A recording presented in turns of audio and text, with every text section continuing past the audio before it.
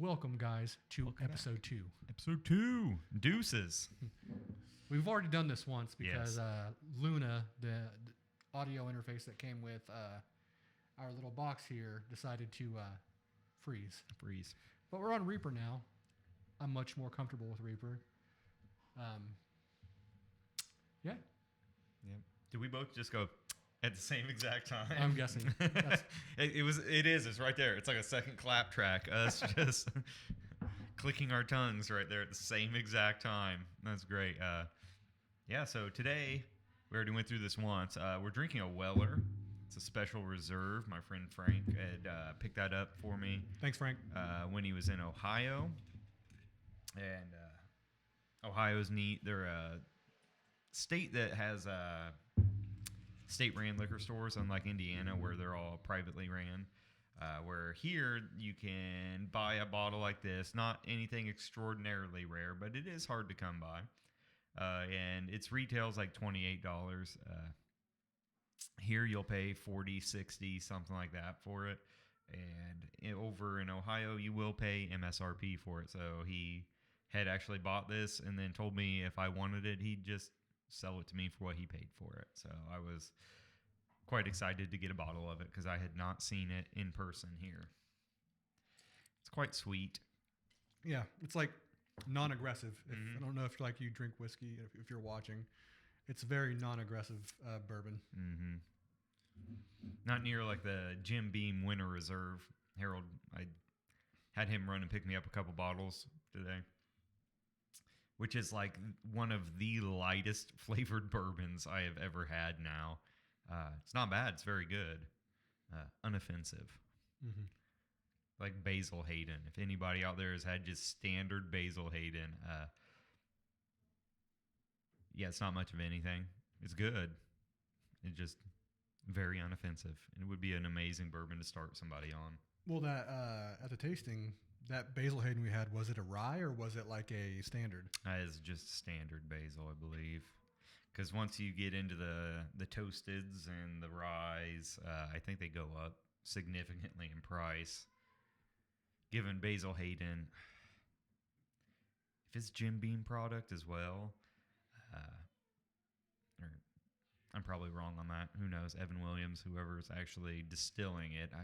I want to say there was a huge upset a few years ago because it is essentially a bottom tier bourbon, but they charge like $40 to $50 a bottle for it versus buying it from the actual name of the distiller at like $18, $20 a bottle.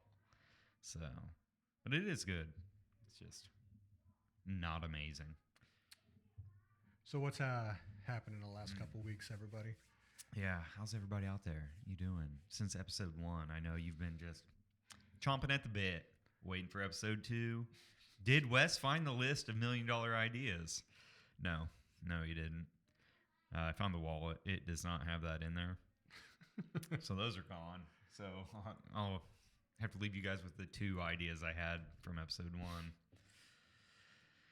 I got glasses and smashed my finger. Mm-hmm. I went through a longer version of this when the first recording. We got like 15 minutes in and it just went. Yep. But I went to the eye doctor because my wife was telling me to go. And I found out that I was indeed kind of blind. Yes. We'd all suspected it for quite some time. But him and my older son were the only 2 like holding out with amazing vision. And Ellie. Yeah, my oldest daughter. Yeah. The rest of us are extremely blind. And I got glasses when I was 8, I think. So 26 years of glasses now. You're like... A week? Yep. 6 days. So if you guys still see me just like for these next couple episodes, just like doing the pushback thing, it's because I'm not used to shit on my face. I do it all the time. I noticed that when I was rewatching episode 1 on my TV, of just how many times I had to keep readjusting my glasses because they kept sliding down from this kind of like downward angle to speak into the mic. It was just letting them slide. Wow, words.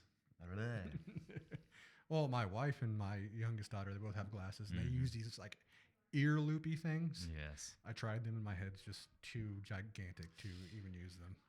I think Erica had bought them first, my wife, and I literally was like, I think that's the dorkiest thing I have ever seen. And even if they worked, I would not use them. It works very well for my 5-year-old. I will Yeah. say that because she is constantly trying to do cartwheels. Mm-hmm. All gas, no brakes. Mm-hmm. Violet. Oh, yes. We did bring in a fishbowl. We covered this yet again, more in depth earlier, to try to cover some of our dead time where we will both finish out an idea or a topic or just thought line and have a big period of dead time in the middle. So I text Harold through the week. I was like, man, we should get a little like fishbowl where we can just write random ideas and put them in there to fill that dead space. So now we have this where we can, in a moment of struggle or when we don't have a primary topic that we want to talk about, just draw out a random idea. Harold would put one in. I think I have like 60 some in there. To be fair, you've had the fishbowl in your Yes, possession. yes. I have had the fishbowl the entire time. I have a notebook, but I, in a moment of ADHD, decided I should probably forget that at home. Mm-hmm. If we would only had 79 HDs, we would have had the notebook. Yeah. But we already pulled a topic from the fishbowl words. Yes. And this one is one video subscription that you could not live without. Mm-hmm. So we kind of went through the rules. Like, I think it has to be one subscription only and nothing, no, what, bundles? Yeah, because if we were doing bundles, like I'd cheat. I'd go with Prime. Oh, Because no. you can do Prime and then say like, oh, Paramount Plus for $3 on top of it. Oh, I can then add, insert every other one, MGM Plus, which I really want because from the show, from the people that made Lost, which was one of my favorite series ever, they had season 1 on Prime, so just enough to get you. You get in there, and then you finish those 9 episodes, of course, in an afternoon because you're a heathen. You have nothing else going on. And season 2 is out, but you have to join MGM Plus for $8 a month to be able to watch season 2. So my tactic, if you do this in life, I'm going to wait until they're done completely and then get it for 1 month so that I can then just binge watch the entire series. But yeah. As a singular, though, what do you think you would go with? If I couldn't get YouTube Premium, which that would probably be my choice because I watch YouTube more than anything, probably HBO. But it stinks because most of the shows I watch on HBO at this point I have bought on Blu-ray because where we live, our internet's sometimes spotty, and it will go out for days at a time. So I now have Entourage and The Sopranos on Blu-ray. Need to get Boardwalk Empire as well, but probably be HBO if it wasn't YouTube. I think mine would be Hulu. It's got like Dexter and Suits. Those are like 2 of mine, like that I binge a little bit. Yeah, I'd say that. Then Netflix is branching out, man. Now they're getting a bunch of the HBO stuff is now all on Netflix. So who knows? Maybe they'll have me. Netflix always comes in waves. I've Yeah. figured out. Sorry, guys. I had a goose in my throat. Hi, Goose. But no, Netflix, like, it's really good for like 3 months, and then the wave goes back out, and it's like dead. Yeah, I've noticed that. I just finished Sweet Tooth. If any of you guys, girls, people out there, enjoy that show, I really liked it. If you'd watched any of it, you should. There's only, I think, 3 seasons of it total. It's finished now. Is that the one with like the puppy boy? Yes, he's a deer boy. It's a post-apocalyptic scenario where these people, spoiler alerts, if anybody hasn't watched it, maybe skip forward like 38 seconds. They break loose this like ancient, I don't want to say curse, and it's not really a parasite, but they wound this thing that then unleashes onto humanity hybrids, which are people who are born like half animal, half human, and in varying spectrums. Some people are extremely animal, and some are very much human. But it just follows the main kid, Gus, and his story and attempts to find his mother in Alaska. And it is an excellent show. Without getting into crazy detail and spoiling it for you or people in the future who are watching this that then get mad because I told them the entire storyline of Sweet Tooth. I don't mind spoilers. The girls never came. The girls never came. But yeah, that's a really good one. I've been meaning to go back. I want to rewatch Band of Brothers and The Pacific again. You got to try out some Love, Death, and Robots. Oh yeah, it's a weird one. I think what it is, I don't know for sure. Someone, if you're watching this, they got like a whole bunch of like different teams to make a different like skits and stuff. So they have like regular old style cartoon, they have animation, they have like CGI teams make different stuff, and they're like different stories each time. It's actually pretty cool. Yeah, never seen it. I have to give that a gander. It's on Netflix. It's I think 3 seasons. Nice. You want to pull another topic? Yeah, let's do it. When I'm trying not to burp into my mic. I'll just give them all the gas. Oh, yeah. Oh, yeah. Okay, so this one I wrote. You get a free custom shop guitar from any manufacturer. You get to go there, pick everything. Who are you going with? Oh, man. Kiesel. Yeah, Kiesels. Those are pretty sweet. Trying to think. Ormsby's might be a good one. Go down to, I think they're from Australia or New Zealand, down where the Kiwis are. I don't know, man. That's a tough one. I haven't played on enough custom shops outside of like Fender and Gibson to really know how they feel. Like if I could find I love my Telly for this reason. It's got a thinner neck than a Les Paul. So I like thinner necks. I used to be like a Ibanez fanboy. I would sweat if a new Ibanez came out. A couple pieces of paper like neck. When the Iceman came out, I was like, ah. I'm sorry. That is one of the most offensive guitar shapes in history. I cannot. Oh man, it just reminds me of Prince, kind of. Oh, it does. Yeah. Darren Malakian plays it. He's awesome. I'd have to go. I'm a Les Paul fanboy. Everybody in this house probably knows. It would be a Gibson, and they had a purple burst I saw the other day from the custom shop. I'd go in and get that. I would want whatever the neck profile I have on mine. I don't know. It is a thinner Gibson neck. But I would want EMGs in it. Something heavy, active. Do like if you do complete custom, just write out like do 2 EMGs and then on each side do a lipstick. Yeah. That'd probably be pretty badass, like for that high end and that low end. Mm-hmm. Yeah, I think there are some actives now that you can split and turn them into singles instead of just running an active humbucker. And that is one thing I really like. I think it's a 59 Super and like a 68 something else in mine, and they are both splittable down to single coils, so they'll sound like a very clean acoustic. Or kick them into humbuckers, and you've got all the grunt you could want out of them with an amp that will push that anyways. They're looking at the board game. Yeah, Sorry, so we got distracted. Play board games if you want. Oh no, I was surprised when my that Telly I got from our father-in-law. Yeah. I didn't know that had split coils. And one day I was like just does it? messing around with my my knob, and I was like, hey, it's got a coil splitter in here. So is it lipsticks that are duals, So humbuckers, and you can split them? It's a humbucker and then a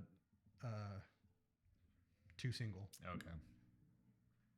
Yeah, those are interesting. I looked at those when I went with our friend Michael to Guitar Centers where I bought my Les Paul.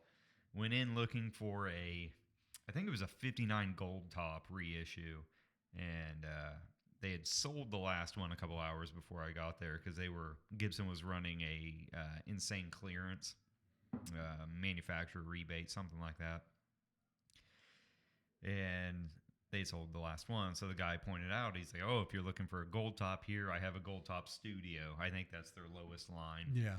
And he gets it down, and it's like a slab top. It is not an arch top, full Les Paul. It is like what you would think from a cheap clone Gibson would be, and it just didn't feel right. So he hung that back up and tells me, I have this one down here. It's similar to a Gold Top, and it's a anniversary edition classic, and it's a lemon burst, I think is the color. Well, he gave me a good deal on it, so I ended up leaving with that guitar.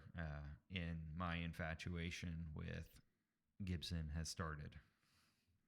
Yeah, I mean, I don't know. I don't particularly care for Gibson. Mm-hmm. If you're gonna give me a Gibson, give me like a Strat, like a Strat version. I don't know if if Strat is strictly Fender. So like a double cut body style instead of a single undercut. It just feels like I'm like, because I have an Austin Les Paul, and that thing is the bulkiest thing trying to play when you're standing up. They're not light. They're nice when you're sitting down.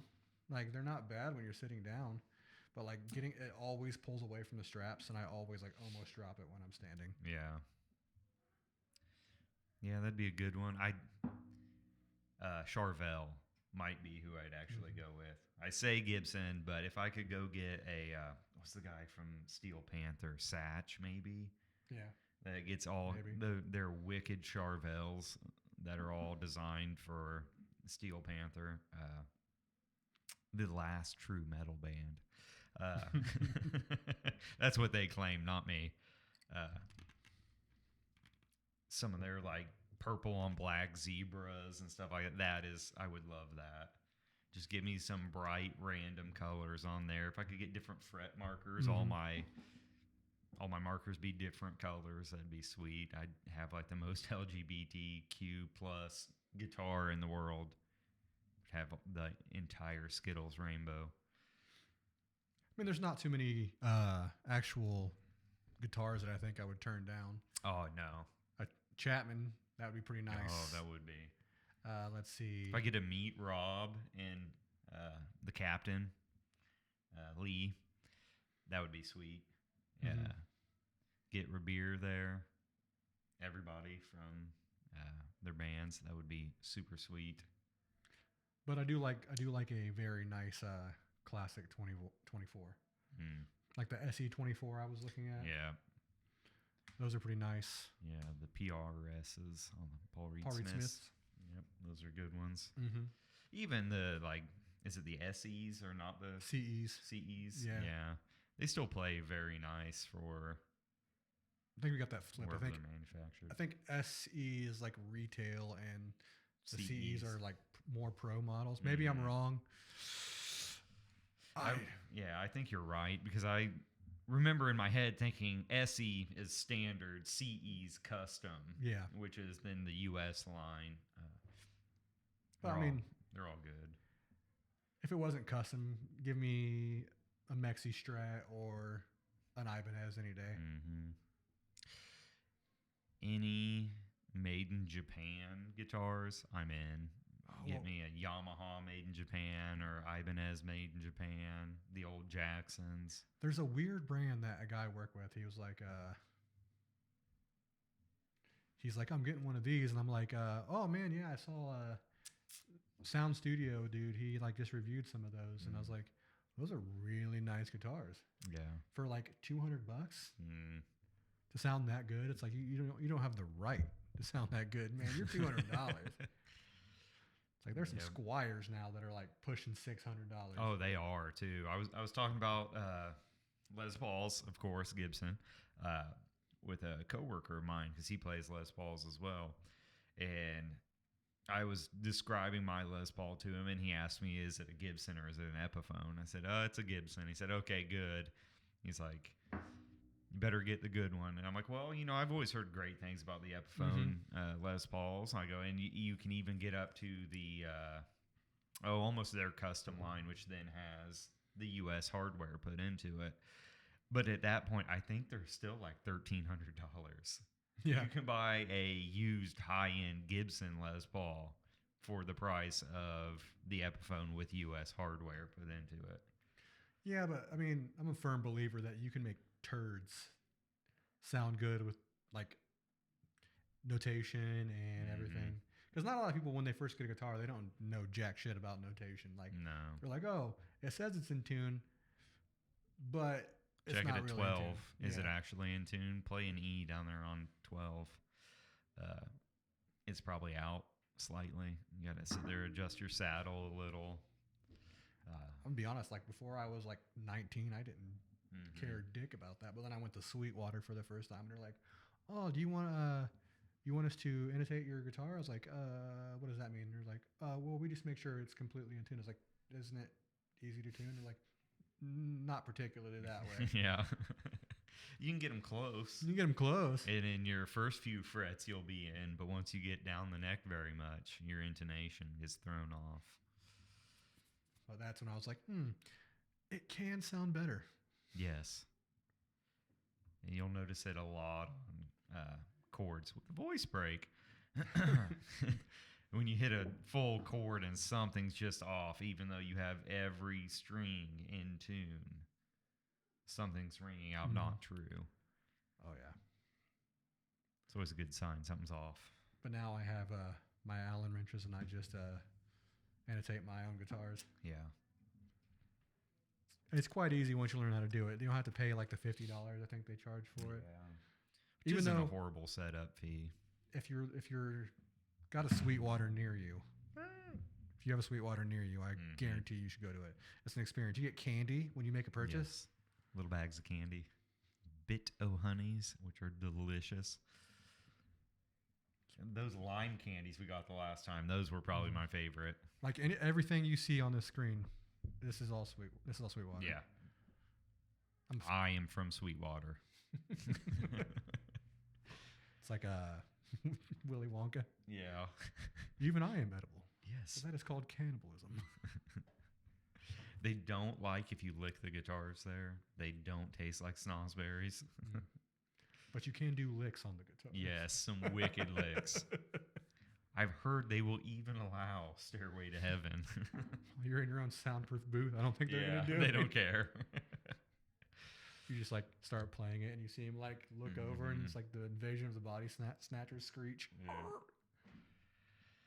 It always cracks me up because in this place, if none of you have ever been there, it is a massive store in Fort Wayne, Indiana, where they have all their amps you can try. Almost every model of guitar they have is out for you to try.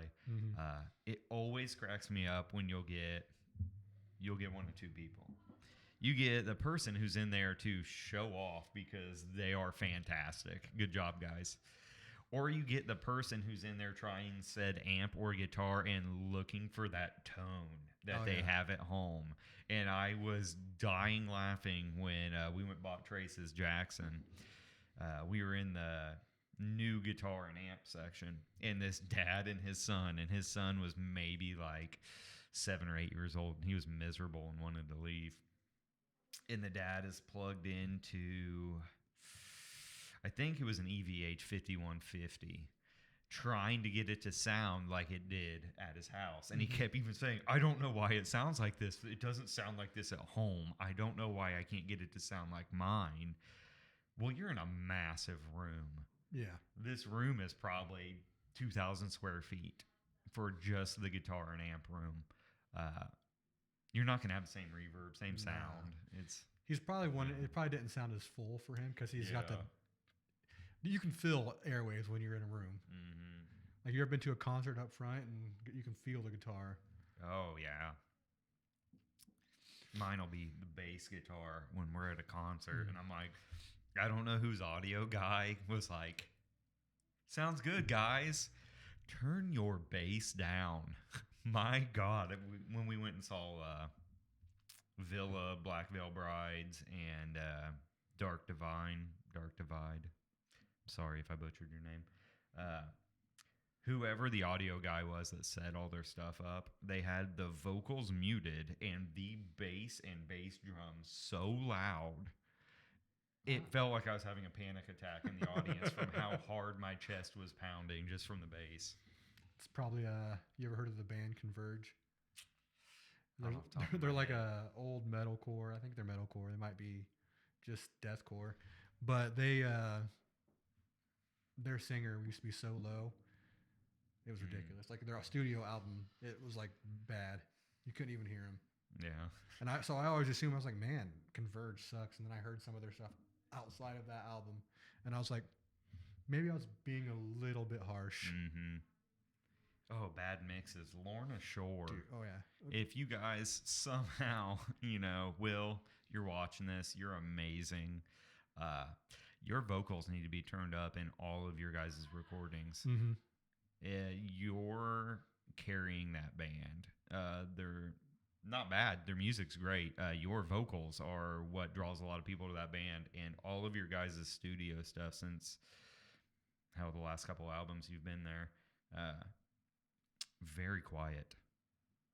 Yeah. To where it's just all thrash metal with whispers up in the back. Yeah. As I go to do that, my throat's really dry and it does not want to make sounds. So that's why you got the weird little pig squeal there that didn't work.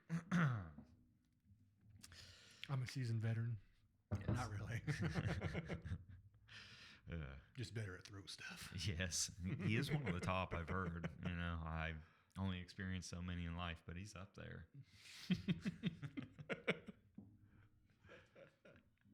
Oh, goodness. Let's see. Come on, hands. What is this one? Okay, you get to choose celebrity parents. Who are you going with? Shit. Definitely not Gypsy Rose. Oh, come on. Well, I guess she's pseudo-famous. Pseudo-famous. So are we talking A-list or? Your choice, man. Robin Williams' dad and Fran as my mom. That was easy. I don't want her voice sounding like, nah. What if you got her, I'm spacing what her real name is, and the woman that played Janice in Friends? I know you're not a huge Friends person, but and Chandler Bing. Yeah, and they had a baby. The voice that would come out of that thing would be horrendous. Oh. But I don't know. That's a tough one. Fran Drescher. Yeah. She was a fox back in when she was in The Nanny. Yeah, she for sure was. I'd say she probably still is. Man, I don't know which way I would go. It'd be really neat to have an ultra famous parent. Do you want a more serious father figure, or do you want a comedian? I'm going Sam Elliott. Sam Elliott. Sam Elliott, because I would love to get that voice. Or his mustache, either one.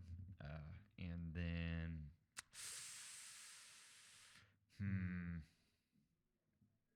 I'm going two gay dads. Matthew McConaughey is my other dad. Just chill with a deep voice. Oh, yeah. All right. Yeah, those are my parents right there. Sam Elliott and Matthew McConaughey. Hey now. You opened up the gay parents thing. I was choosing this, how it would actually work.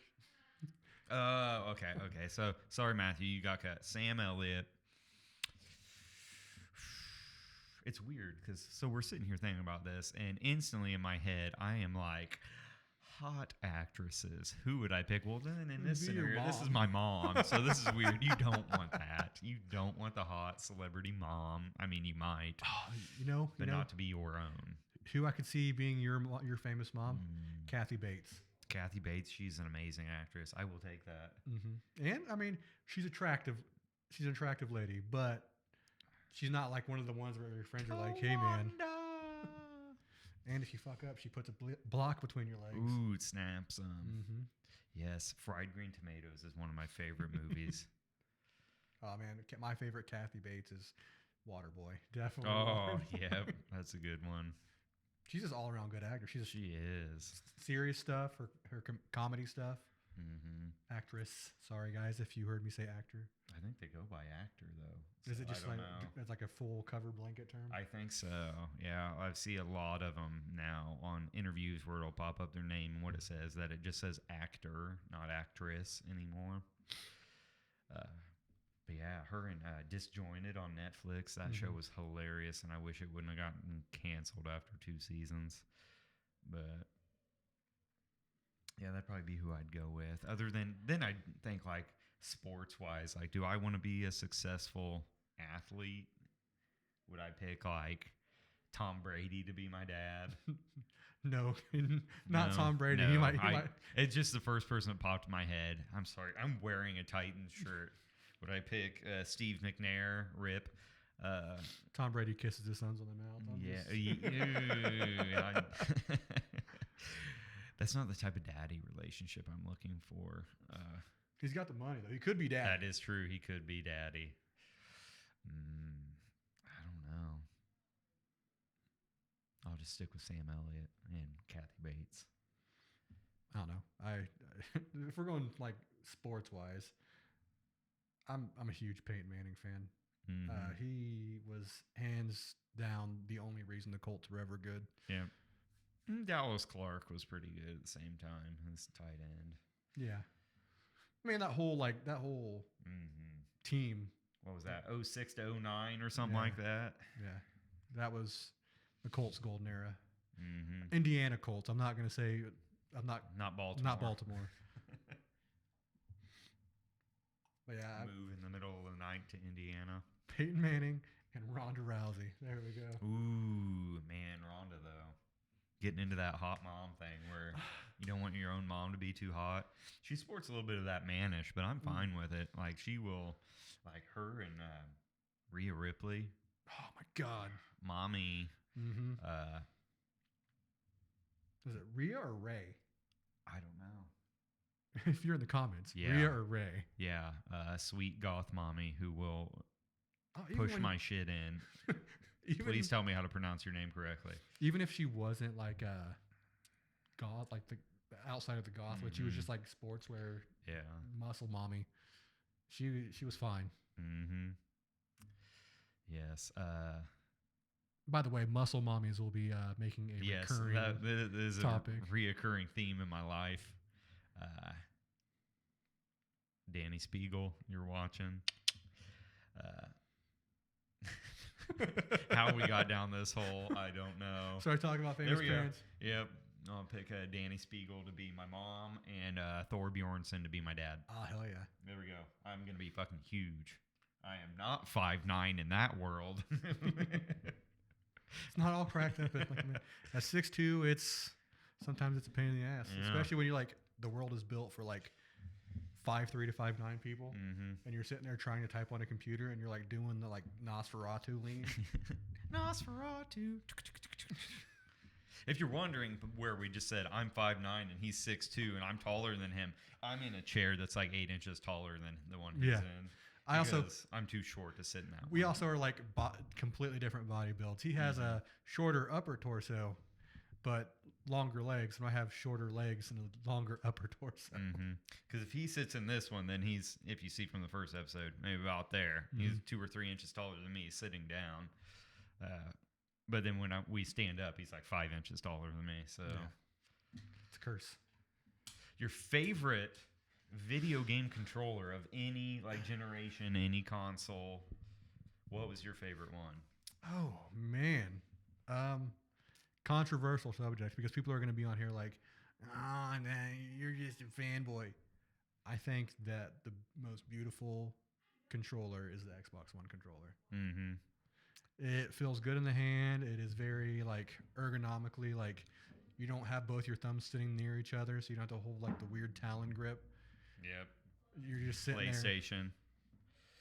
I don't mind a nice PlayStation. I mean, the PS1 controllers before they did the DualShock weren't bad. Yeah. But throwing in like the thumb knobs, that kind of...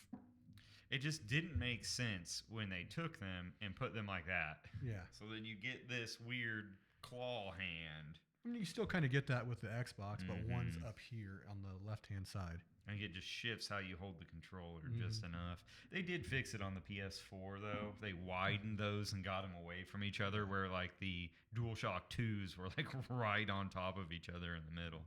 That's why when they went into the series, they kept like the Xbox One design. I think that's like probably one of the best. Outside of that, I would, I don't know, man. The Switch Pro controllers, maybe. Those are good. I play with one of those. I'd say Xbox One was already taken. I'd say the Elite, but the Elite Gen 1s specifically were much nicer than the Elite Gen 2s. But age of manufacturing, cutting costs, price of the controller is much more affordable with the $149 instead of like $240 or something I paid like for the first gen. $300 after tax. Yeah. I love that Gen 1. Anybody wants to sell me a new Gen 1 for actual MSRP and not the like $1,000 they're going for now, let me know. Xbox 360, I think, changed the game in controllers because Xbox, the original controller, and I don't mean Gen 2 Xbox originals, the Gen 1s. The Duke. Oh my God. They weighed like 8 pounds. The Duke was a massive. So big. But they made like a newer version. Like they made a Bluetooth version of that. I hated that when I got my original Xbox. That luckily, shortly thereafter, they came out with the like second gen controllers. So I got a couple of those. But when the 360s came out, it was like they listened and moved. They got rid of the white and black and put it to right bumper, left bumper, and just made the world of difference. But if I was going older than that, Nintendo 64. Getting out of the flat square. Yeah, flat rectangles. I mean, Sega had the same thing. Super Nintendo wasn't bad. Yeah, that was much better. They added in left and right. And then they rounded it out. Duck Hunt controller, best kind of yes, best controller. The Zapper was amazing. Oh man, for the VR, I downloaded like a virtual duck hunt, and it's so bad. I bet.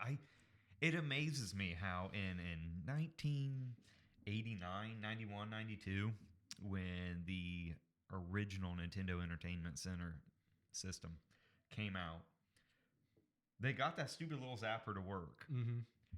And they still can't do that now, somehow. If you play a game now, and it might be HD TVs, don't work the same with those little zappers that old CRT tube televisions did. And I don't understand it. Oh, man, we were talking to our oldest about it. I was like, we brought up a topic online. My wife was reading it, and she's like, what is one thing you can explain to your children that they'll never experience? And I was like, TV fuzz. TV fuzz, my kids will never get to feel that. I was like, I almost want to go look at like old, like dusty pawn shops to try and find like an old, like Philips, just so I can like, hey, look at this, let this run for a couple hours and then run your hand across. Yep. That sound it makes when you start it up.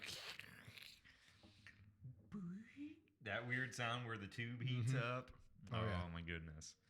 It's that the projection then builds on the screen. Or the when you shut it off.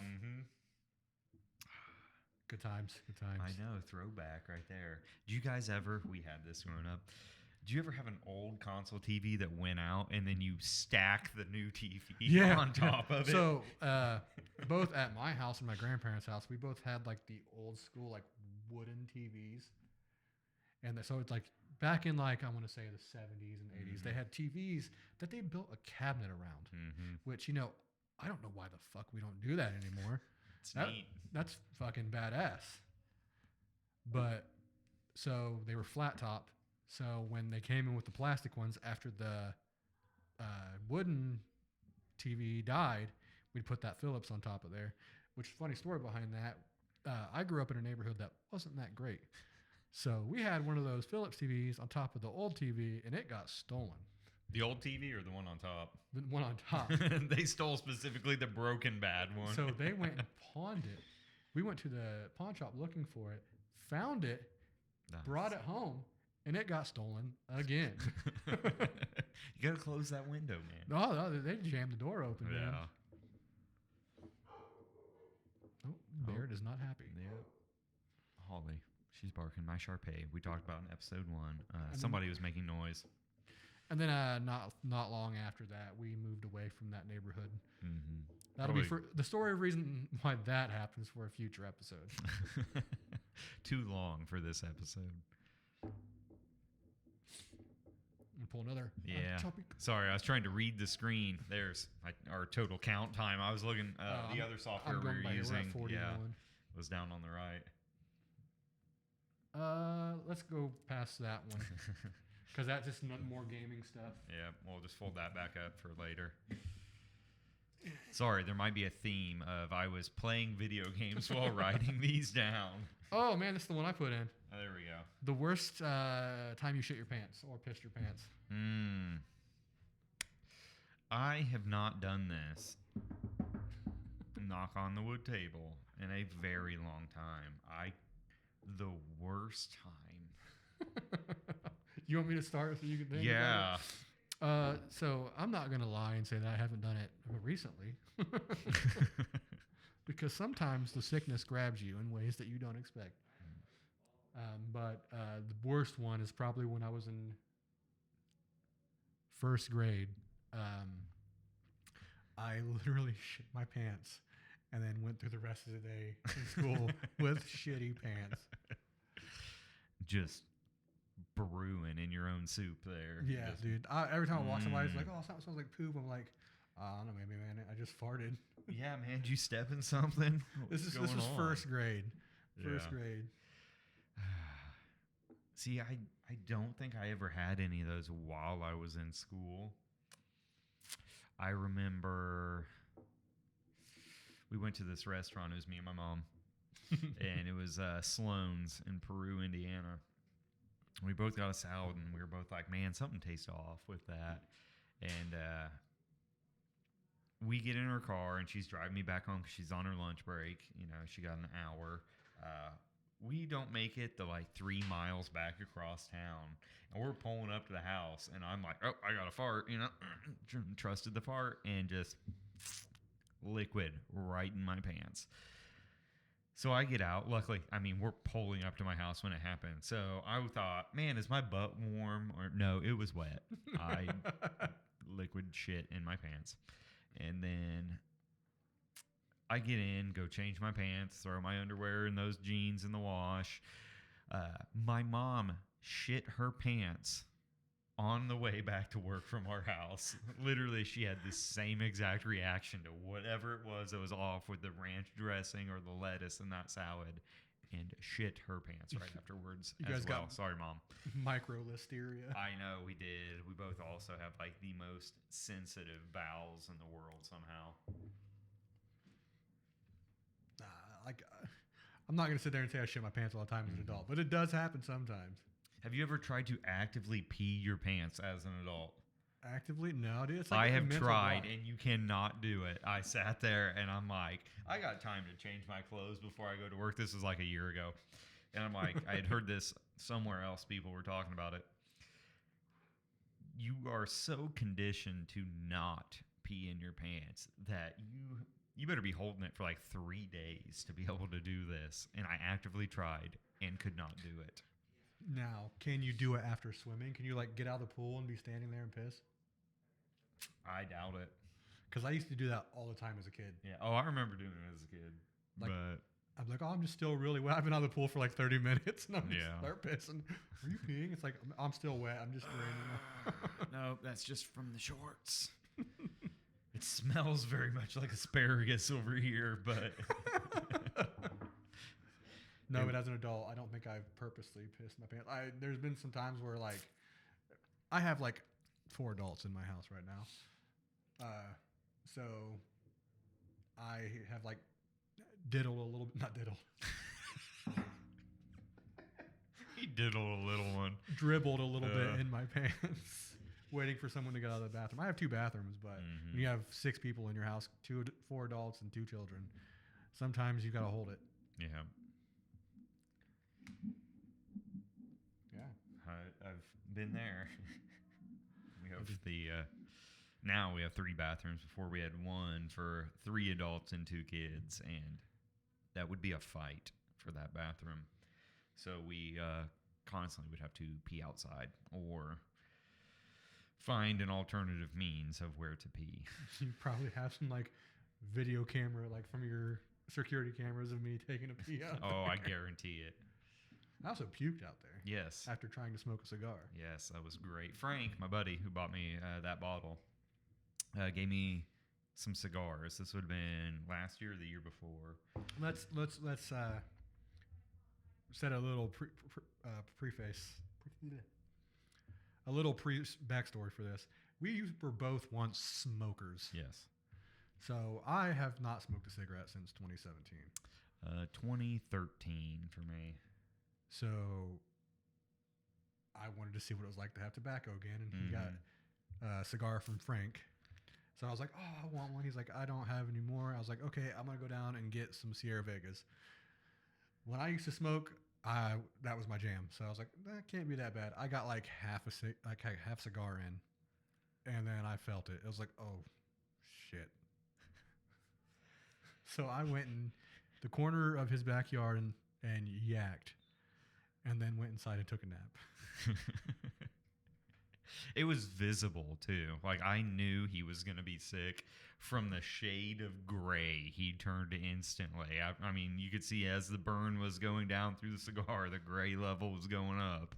And yeah, I think he puked in almost all 4 corners of the backyard. It wasn't all from it was different times. It's not all at once.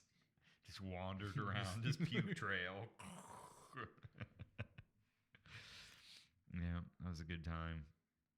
I'm glad after years of no use that it does not do that to me. Yeah. I mean, I shouldn't have hotboxed a cigar to start off too. Like you were doing the actual cigar thing and not inhaling. Yeah. I was like just full. Because like a little part of my brain was like, man, I really miss tobacco. And then I got that. I was like, no, I don't. No, don't. Nope. This reminded me. It was like before I got into whiskeys and bourbons now in the last 3 months or so. You'd give me this and I would taste it and be like, nope, that's whiskey. I'm not drinking it. I don't know what it is, but that's what it tastes like. I don't like it. Then you get a few in condition, taste a few different brands, and you actually build a palate for it and can start picking out the notes. It's very interesting. I've never been into it like to the extent that we are in it now, but I've always like had a taste for whiskey. Yeah, that was my thing. Like yours was like gin. Yes, love gin. But mine was like always whiskey. Occasionally vodka, but vodka makes me lose my clothes a little bit more. It's not tequila making her clothes fall off. No. I like tequila too. That's good. I hated it for years, and then I like certain kinds of tequila. I like good tequila. Like I think 1800 is like where I draw the line on low end. Yeah. But because one year I got a bottle of Jose Cuervo Silver for New Year's, and it tasted like cigarettes, and I was like, nah. Yeah. That's gross. What is food that you love that other people hate? That other people hate. And this is you who has weird taste. You like peach chipotle wings with blue cheese on them. Habanero peach with blue cheese. And those were fucking fire. Get rid of the blue cheese, and it sounds amazing. Man, blue cheese is just good. Like no, it's not. If you're a wing person in here, tell me, blue cheese, yes or no? No. Because it's like there's got to be people that like it, or they wouldn't offer it. I'm sure there are. I do not understand it. I am a constant slayer of chickens to get the wings. hate it. I hate blue cheese so much. It tastes like feet that were so disgusting that got left out in the sun. The taste. Now, are you talking like strictly like blue cheese, like dressing, or blue cheese, like crumbled blue cheese? Either one. I don't like them. Okay. I've had both. I get how it's not some people's jam. Yeah. Like, I've just never met a food I don't like. That's where we were talking about Basil Hayden being unoffensive earlier. Blue cheese is very offensive. It is very pungent, nasty. I don't know. If you get into mine, I don't know as if I eat too much weird stuff that people wouldn't like. I love cracklings. I love the fat on them. And it bursts in your mouth and runs around. That's delicious. Bourbons. A lot of people don't like that. Weird things. I think calamari. I love calamari. Calamari's Fish, sushi. We're kind of like middle export zone in the Midwest, though. We get a little bit of everything. We don't get the best of anything. No, we get mediocre at but the we best. get the mediocre everything. This is very true. I don't know, because I guess there's I draw more hard lines. Like, I'm not eating Rocky Mountain oysters. Oh, dude. I want no part of it. That's gross. I've had them. In more ways than one. Oh, no, dude. Some good beef bull testicle. Oh, my God. It tastes like beef. That's all I can say. Like, I don't know. Like, I mean, I'd probably try it, but I really don't have like anything to compare it to. Tastes just like sheep balls, man. But like some good bull testicle is not bad. If you make it right. There's people that eat the shit raw, and I was like, no, not yeah, me. that's gross. Cook it. I worry, just as I've seen them cooked and prepared, and when they cut them up, it looks like a broth. That ground up.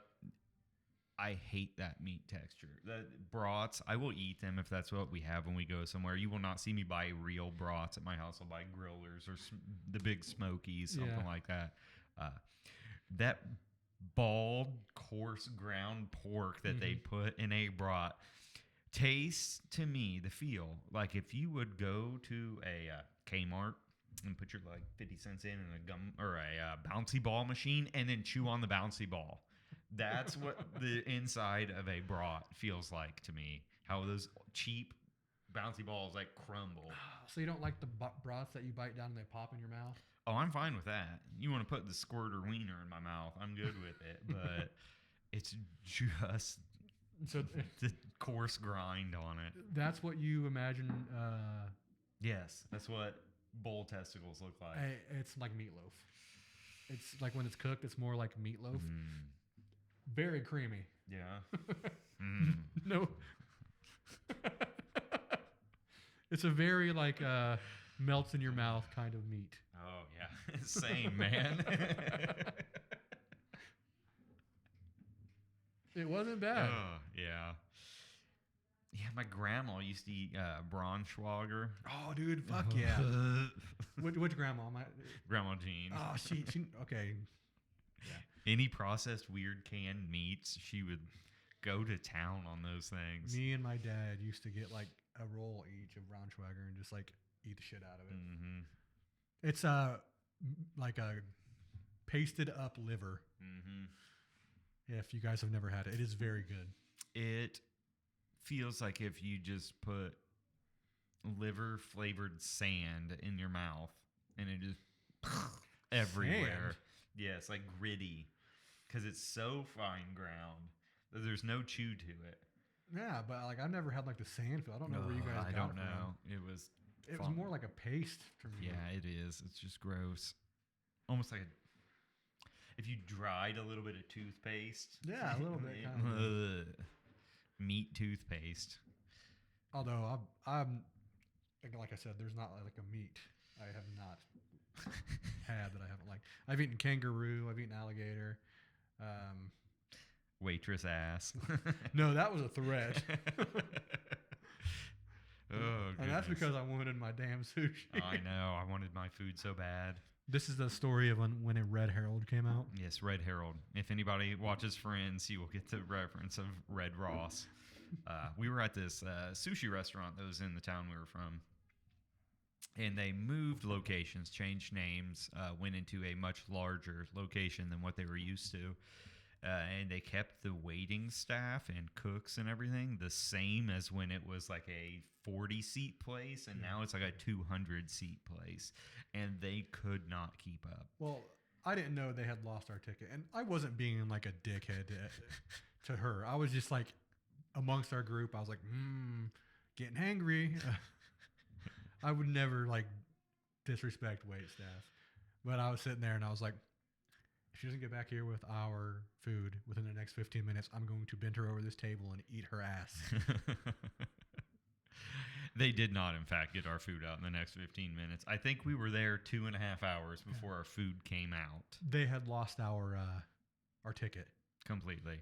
So then the waiter who was waiting on another table, not our original waiter, came over and started helping us and brought me my beer I had been waiting on for, I think, over an hour and a half by the time I got a beer, which we ordered 40 seconds into being there.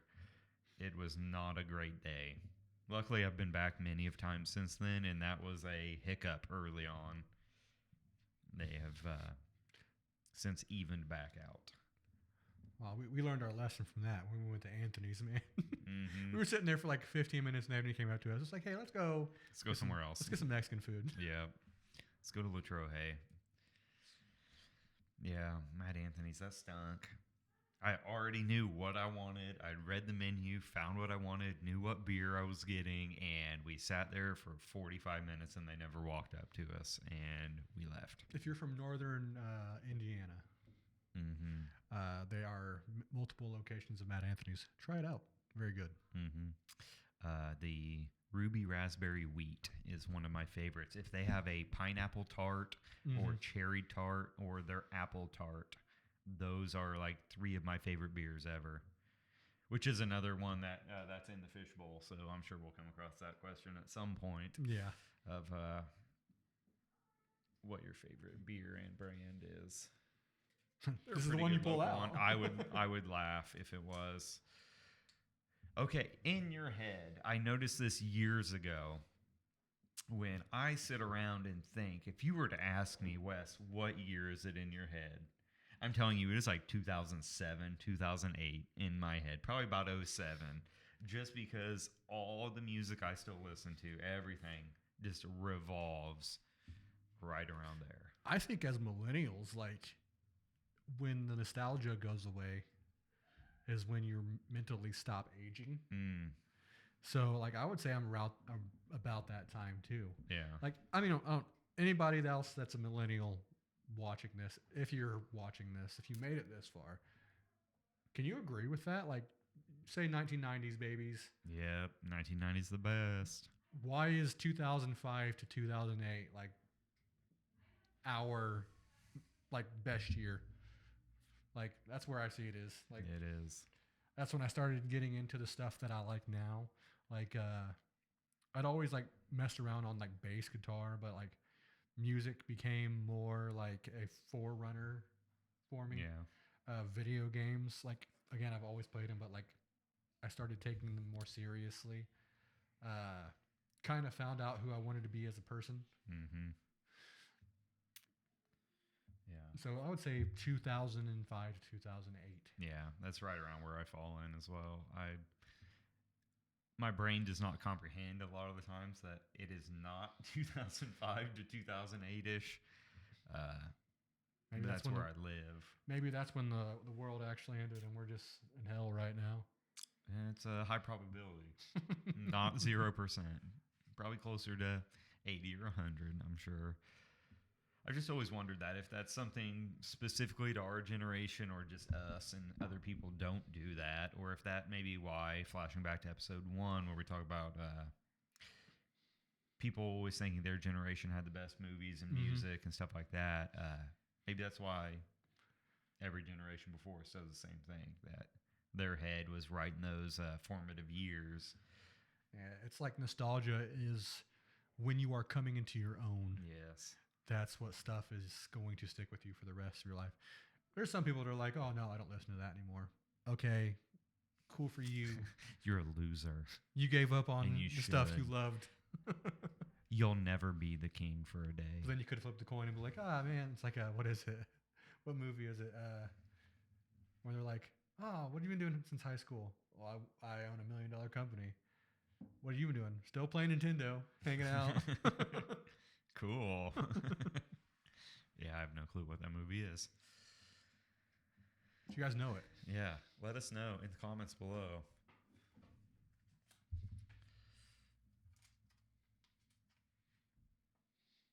Wow, I can't spell. Hardest thing to quit in your life.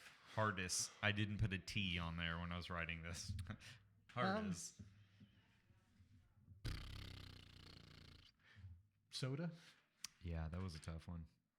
Like I still drink it occasionally, but I used to be every day. Mm-hmm. I would get like a fountain pop every day. Yeah, we quit buying pop. Outside of special occasions, if we're having like a big party and people are coming over, we don't drink it a lot of the times. I keep seltzers in my house and a lot of bourbon. And I told my kids they could have as much seltzer water, not the bourbon, as they wanted growing up because I would just keep that there and keep soda out of the house or pop. Pop's what we call it. If you're around Indiana, Midwestern area, it's pop. But I grew up and we had maybe similar situation for you. We had cases of pop. You'd open it and there'd be 5 cases of Coke in there at any given point. Just in the spare fridge, not in the main fridge. The spare one just had like tons of Coke in it. And we'd just drink each of us 6-pack, 10-pack, 12-pack a day forever because it was so cheap. It was so cheap at the time. And I knew if I could help my kids to make that just something that was not available in our home for them to grow up with drinking pop that way, it might make a healthier life decision for them. So by the time they got old enough to where they would want to start drinking it, we never had any in our house. Yeah. It's sometimes it feels like a sunk cost fallacy because then it's like they go out to eat, they'll get a pop, and then for the next week they're asking for more pop. It's a treat. Yeah. Yeah. It's like not an every time kind of thing. That's how I'm treating it now. It's like if we eat out, which I had one with dinner tonight, obviously, because we had pizza, but all week I've been drinking Waterloo, the best seltzer water. It is. Waterloo's amazing. Top 18 seltzers, go. Top 18? Yeah, specifically. I'll give you my top 2. Waterloo and Liquid Death. Ooh, Liquid Death is good. But it is expensive. So expensive. And since you guys quit importing the water from Austria, it is not as good. No. I remember I ordered my first case and paid like $24 to get the 12-pack of them or 14-pack, whatever it is. And when they got there and it's, crisp from the Austrian Alps or whatever it said on the back of it, that was the cleanest water I have ever tasted in my life. Fast forward, I think months later, and Harold had brought them up again and that we could find them locally. I go and buy another case of just the regular seltzer, not flavored, and it tastes like chlorine. Whoever you're sourcing your water from, it's not as good. Crisp from the water lines of Michigan. Yeah, I think it's Kentucky or Tennessee, or maybe one of the Virginias. They secretly give you a can of hooch on accident. Yeah, you just get blasted from some moonshine. It says seltzer water. Why am I blind? Oh no, that was Heltzer water. But yeah, we went off track again. Yeah. Hardest thing to quit. Hardest thing to quit. Yeah. It would have to be soda. Soda, hands down. I'd say that was harder for me than quitting smoking was not drinking pop. Smoking was like a week long of Red Harold, and then I was done. Yeah. Vaping was harder to quit than smoking. See, I had no issue quitting vaping. You probably didn't rail that shit as hard as I did. I don't know. Yeah, but we were deciding we were going to the gym. It was shortly before we had moved. and just thought, well, if I'm going to go to the gym, then I need to quit doing this because this seems like a net negative if I'm going to be going to a gym and then vaping like 30 to 40 mils a day of 3 milligram juice that I should probably quit. Now, if I could just vape forever and Erica did not hate it and we had the money to pay for it, oh, I would love it. But not going to do that. I don't know. That seems like one of those things. Like it's like, oh, people are like vaping's healthier for you. It's like, no, it's fucking not. It's better than smoking. We don't ever say healthy. No. It is not a zero negative game there. Yeah. There will always be some negatives. Specifically, there was a huge thing with people not knowing how to make coils, and they were using nickel in non-temperature controlled mods. And just vaporizing that nickel because it has such a low melting point, and then they're inhaling nickel, which is bad. Or using mechanical mods with way too low of an ohm build with a battery that cannot handle that amount of amperage, and they explode. So we went through that phase for a while. That was great. So something we got to explain to you here is when Wes gets into something, he knows everything about it. Yes. You want to talk about the different batteries, the Samsung 25Rs, the Sony VTC 4s and 5s, or the LG Brown 10s. That's the only one, 8650. 18650s. Yep. Yes, I go way too hard on just about everything very fast. I have that type of personality of if I'm going to do something, there is no half-ass. There is only full ass. And I go off the deep end. And vaping was that for a couple years. Yeah. And then one day I drove over to your house and you just like handed me a box with all your. I was just like, here, you can have all of this. I'm done. What is your favorite music genre that people would not expect? Oh, people would not expect? Yes. So it clearly, like I know, me and you, deathcore, metalcore, all that. Classic, like old school classical, like Beethoven. Not even just Beethoven, just like piano. I think that would like from Beethoven into like smooth jazz. Yeah. Where like it's calming, like kind of like elevator music, but nice. I don't know. Some people could see that and like, oh, he might like that. I like every kind of music though. Yes. Like there's a genre, there's a band. Like I'll listen to it. If it makes you tap your foot, it's good music. Yeah. Oh shit. I don't know if you can tell by looking at me, but I do dabble in the gangster rap from time to time. It's just where I grew up, and it's kind of stuck with me. Yeah, it's a great one. I'd go with like 20s crooner and jazz. If I could that time machine button and go back to an era to live in, would probably be like the early 1900s into the 20s. You know, if we could skip the Great Depression, that'd probably be great. I don't think I'd use want the fast forward button there. Early 30s. I don't think I would live in that timeline. We have too many modern things. That's true. Well, I'm going to take some of them with me in the scenario in my time machine. I'm going to load my stuff up. Hopefully my computer never burns out. Have you like ever thought like trying to find a 3-prong plug in the 20s though? I'd just be snapping that ground off. Have you ever Hopefully thought this about, doesn't short. Like you're a man and you were a boy once, so I'm assuming, have you ever thought of like if you could go back in time with like a modern weapon? Yes, every single day. I imagine this. How would we end World War II before it began? Very easily. With like, the knowledge of today, though. Well, I mean, WW2, we still had like the buzzsaw and shit like that. Shit that was like high rounds. Between World War I and World War II, there was a drastic fucking like weapon renaissance there. So like if you took like something that's even like a 3-round burst into like World War I, you're single-handedly winning that war. Yes. Someone's gonna hear that bop bop bop, and you're gonna be like, okay. I'm guessing they probably had Gatling guns back then. Yes. Those are probably stationary when you're just running around like 3-round bursting motherfuckers, just pop pop pop. Yeah. So World War One, John Moses Browning. Yet again, you want to get into Wes has autism for some subjects. Shortly before World War One, right around then, John Moses Browning made the first fully automatic rifle, which would have been, I believe, the 1918 or 1919. And it was used through World War One, which would be like the stationary with the water jacket cooled barrels on them.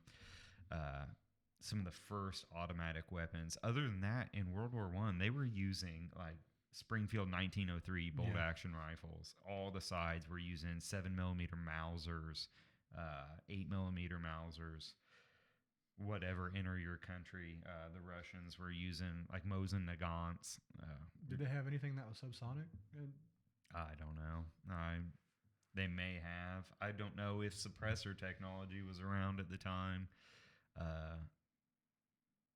But yeah, it was an interesting time. So if you would truly go back to like World War One with a rifle that was superbly accurate with like an optic on it, and not like if you see those old optics where a modern mile-long range rifle, you'll have a 14-inch long scope versus they're running a 30-inch long scope that's like a 5mm objective through the whole thing. You'd pull up to like the Axis Powers, like you're like, what the fuck is that? Roll up with a Ma Deuce in the back of a Toyota Tacoma and just lay waste. Oh man, I'd love to go even further back, like just one of my ARs in the Revolutionary War. Okay, you could just hide in the wood line and just decimate the opposing force. Too far, you could risk going back before guerrilla warfare was a thing, and you have like the proper like, here's your 12 men over here. Here's your 12 men over here. We're gonna take turns volleying shots. Yes, get ready for our volley. Oh no, they're not standing in a straight line to let us kill them. But back then, you had to like fucking shoot and then put a load in there, put a cap, and then put a ball, stuff it down there, put the rod back in so you don't lose that fucker. Yeah, you're gonna need it. Probably about 12 seconds when you have to start reloading again. At a point, you just start running toward them and whipping them with the rod. Yeah. No, I'm good. I'm not getting into sword fights. You know who wins and loses in a sword fight? Everybody. Everybody loses. Nobody really wins. It's knife fights, sword fights. But yeah, that is, I think, I swear there's a game that came out that is you can pick eras of soldiers and fight them against each other. Tabs.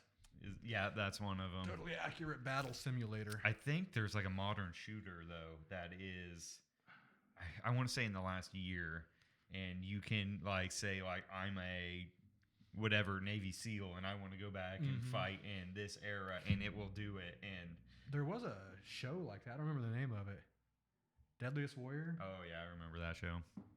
Yeah, man. Like back in the day when they would like, oh, we're gonna put a samurai versus a Viking. It's like you're sitting there, you're like a super samurai fan. You're like, oh, he's gonna chop that motherfucker, and the Viking wins. Yeah. And you're like punching air. It's like bullshit.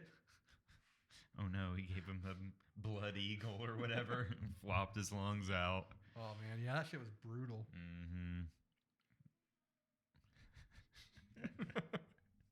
Get back in the bowl. Oh, this is a good one, I'm sure. Dream concert lineup. Let's say 3 bands, 2 openers, and a headliner. Okay. I don't know, man. Any era. There's so many good ones. Because I have the extreme thing of seeing some of the bands that I really liked turn into like pieces of shit. Well, you can pick it from a certain year too. Okay, I would go. Let's see. Early Whitechapel. With current Slaughter Prevail. Yeah. And then headlining, it's going to be a weird fucking concert, bro. I don't know, man. My headliner, it's either all going to be metal or it's going to be something weird on top of that. Okay, I'll go back to that. I will have Slaughterville headline, Oh yeah. and then Falling in Reverse Ooh, nice. and Whitechapel. Hmm. Man, who would I pick? I'm going to go with opener would be like 2007 303 for the opener. Mm. Because I saw them back then and they were amazing live. Then mid tier, I guess not mid tier, the middle secondary opener. Ooh. Mm. Frank Sinatra. Ooh, man, you're like pulling He's back. right in the middle, right there. Oh, yeah. And then I never thought about going back that far. Billie Holiday will be my headliner. I would love to see her. I am surprised. Mm-hmm. Oh, man. I'm telling Villa. Okay, Villa is the opener. Get rid of 303. You're going to have him open? You're going to make Villa open? Him will open. It could be Villa or him. I would prefer it actually to be him, but Villa would suffice. He's amazing. Then Frank Sinatra and then Billie Holiday. I think that would be amazing to get to see those people that died a long time ago. Billy specifically. Mm-hmm. Frank was not that long ago. And Villa's still alive. Saw him last year. Year before last. I think if I were going to throw old stuff in there, it'd probably be, the Edsels maybe. If you guys never heard of them, look up the Edsels. They're pretty good. They're like a 5-member old like jazz pop group from like the 50s, 60s maybe. The Ink Spots. And then I don't know for the older stuff. I would have Muse. I love Muse. Like that's one of my favorite bands too. I don't know who else I would have for an older one. Yeah. Because a lot of them I could still just go see now. Yeah. The bands I'm interested in, or I've already seen them. See, I came into it like if I wanted to go to a concert tomorrow, what I would do. But I didn't think about like going back that far. Chuck Berry. Yeah, that'd be a good one. Or John Lennon, or this Chuck Berry, John Lennon when they were together, like did the whole thing. Minus Yoko. She was amazing. What are you talking about? Yeah, she really kept the Beatles together, man. She did. She really just... I love seeing the videos and you see Chuck Berry's face when Yoko starts. He's like... It's like grinding his teeth. It just keeps playing. What about golden era Beatles? I mean, I wouldn't mind seeing them, but I'm talking like when Let It Be came out and stuff like that. Yeah. Not like Hold Your Hand back in like when it was black and white TV. I don't want to say a year and butcher it because I'm like, the Beatles aren't that old. Yes, 1984 when they came to the United States. They opened for Cher. Yes. I saw Cher and Cyndi Lauper in concert, and it was amazing. In 2003, Cher was allegedly going to retire, and it was her farewell tour. And here we are in 2025, and I think she's still on tour. I mean, I think Cher retired her old face. That's true. They sacrificed a child, and she got a new face. She still looks the same age as she did back then. Oh, man, back in like the Sonny and Cher, she was a fox back then. Oh, yeah. She started becoming more like the cat lady. You know what I'm talking about? The person that got like the plastic surgery so much that they look like a cat. Yeah. I still love Cher's music. Don't get me wrong. Yeah, it's very good. You know, if we could all just turn back time and find a way. But TV show theme songs that drive you crazy. That drive me crazy? Reba, I Am Sorry. Oh, but hers is an actual song. I hate it. I hate it. You don't like I'm a Survivor? No. If it had not been burnt into my brain by people watching that show around me and it being on every channel, I hate it. And I can't. specifically of people who do not skip the intros to their shows they're watching and will let the theme song play through. That's an annoying one. As much as I love Walker, Texas Ranger, the intro theme was so bad. Man, they might as well named you Dr. Quinn and Medicine Woman.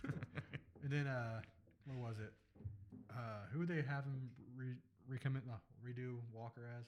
Was it Jared Padalecki? Yep. Yeah. Not Jensen Ackles. Yeah, I would have rather had Jensen. Yeah.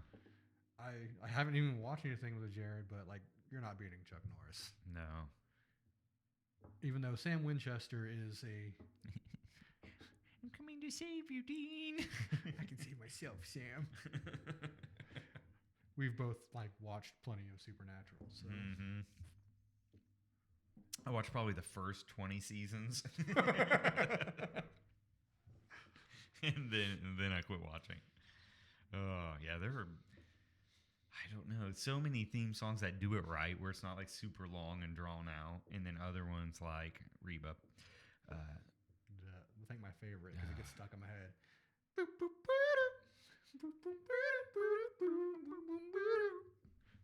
Yeah, Sanford and Son. It's a good show. Every time I hear that, it's like some reason I'll like catch like an old like TV broadcast on when I'm staying up late, and that'll always be on there. And then for the next 2 days, that's all that like I vocal stim with.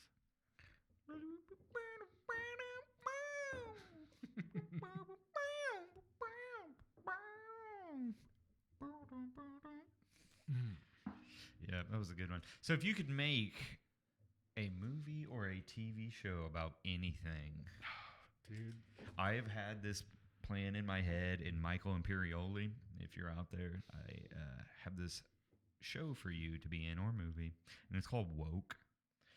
And I have a lot of time at work to just sit there and think about things. So in this show, it is really unclear at the beginning, like what the timeline is, because clearly from the settings, the halls where we're at, it's futuristic. You know, clean whites.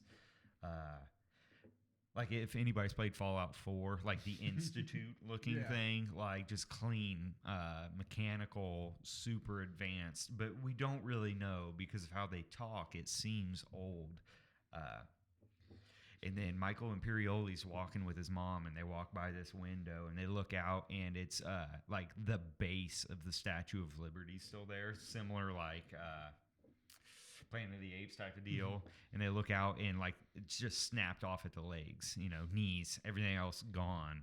And he was like, "Mom," you know, Michael Imperioli looks at his mama, you know, what happened to that thing that was out there? You know, I remember as a kid hearing about it, and I don't know. And she said, "Oh, that statue, that was woke. They had to tear it down," you know. And it was just like this extremist culture. So Michael, in this role, is a maintenance man in this futuristic place where they live. And he is in the ducts, and he's working on this place, and he can hear voices coming through these ducts, and it's all bad. You know, it's people getting killed, something like that, horrible sounds coming through. But whenever he investigates, can't find what it is. So he just goes back, and his mom's getting to this point where they retire. And when you retire in this culture, you get on this train and you go to like retirement, not Nazis.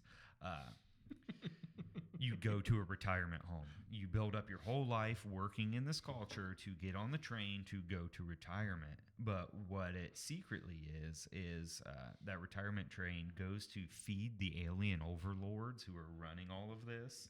And Michael finds out while he's in a vent working on it, repairing something, and falls through and comes into like a lab where they're examining all of this stuff and have computers where they're just keeping track of all this information.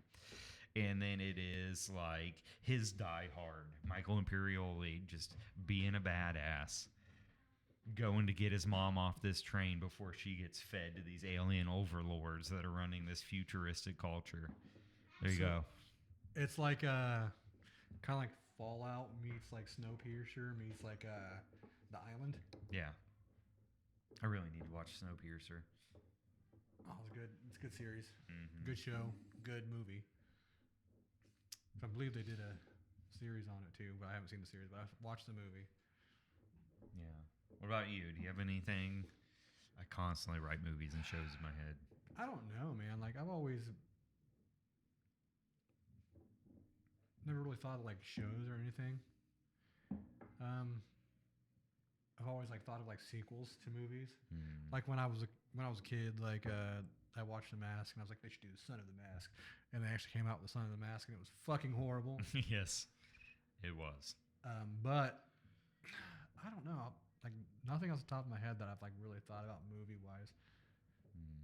Music's always been kind of my jam, not movies. There's stuff I'd want to see, but like nothing that like I've personally thought of. Yeah. But that sounds pretty badass. I think it would be neat, royalties to me. That was just something that I pulled out of the ether, just little tidbits.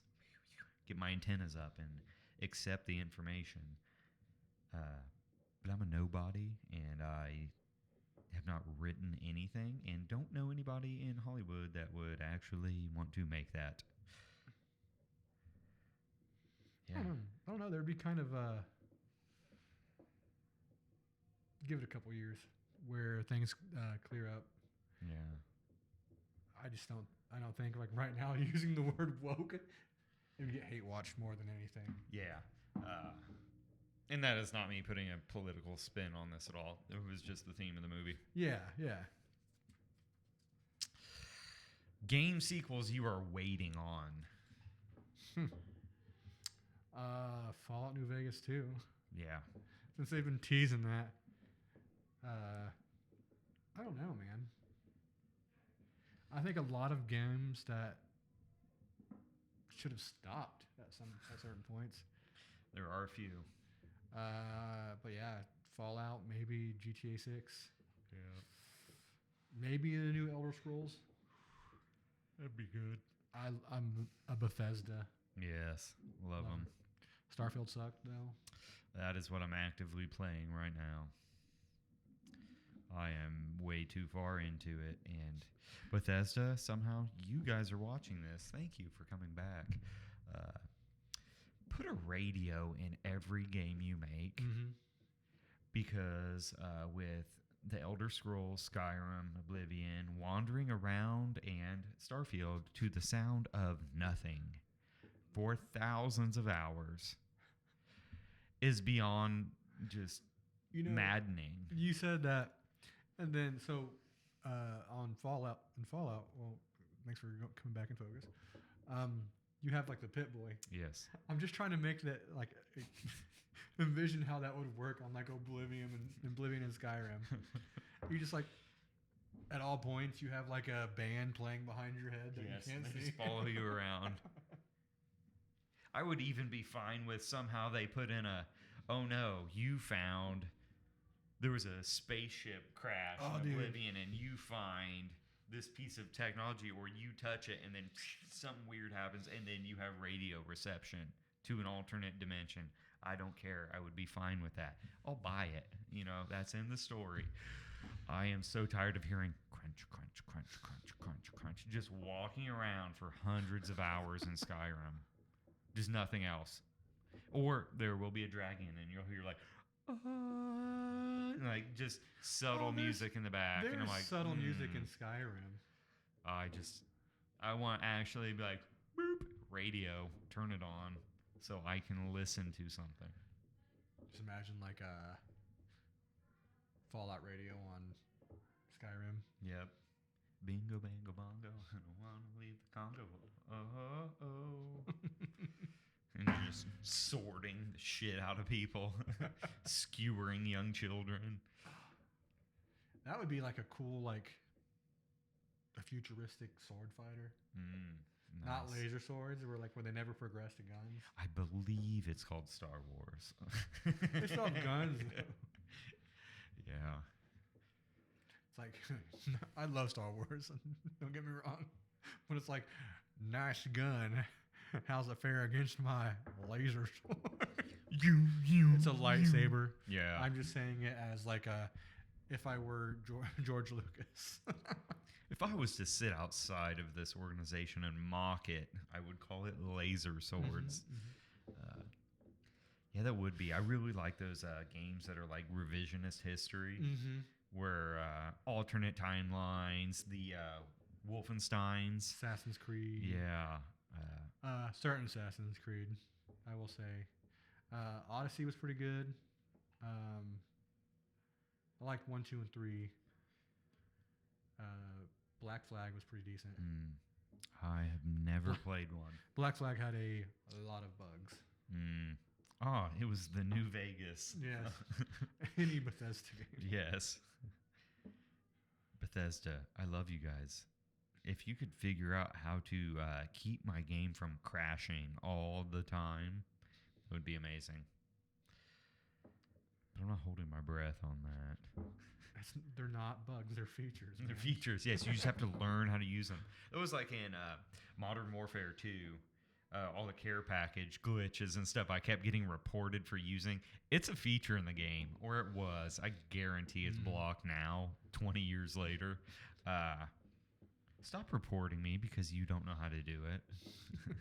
If you were good enough to get the 8 kills or whatever in a row to get the care package to then glitch it and just get nonstop care packages, it's not my fault. Just a real throwback to 2007 right there. Oh, we've been at it for about an hour and a half. Yes. We should probably be wrapping this up as the camera will probably thank us. Yeah. I don't know how much longer we have. We recorded for like an hour and a half last time, and then I got home and turned it back on, and it was pretty close to dead. Yes.